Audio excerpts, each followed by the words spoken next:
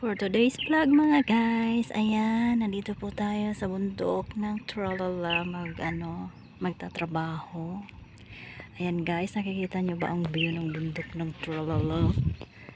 Ayan, di ba guys? As in bundok na bundok talaga siya.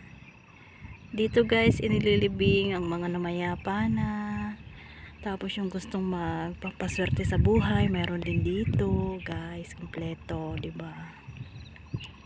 Dito sa bundok ng Tralala guys, milyon ang halaga ng mga libingan nila. Pero sa atin sa Pilipinas, ang bundok hindi pinapansin kasi nga liblib at bundok ika nga. Pero dito, ang ganda ng lugar ng bundok. Dito talaga as in, pinapaganda nila.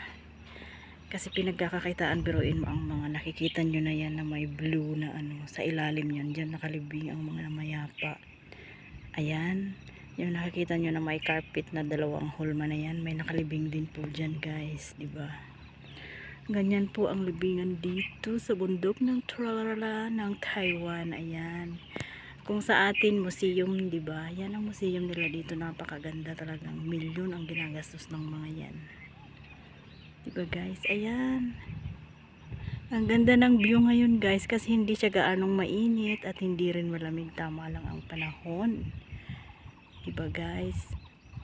Maraming salamat guys sa inyong panonood. Kung hindi pa nakasubscribe, mag-subscribe na guys, and ikalimbang all na ninyo guys para updated kayo sa aking mga vlog. Maraming salamat. God bless you. Keep safe everyone. Bye bye.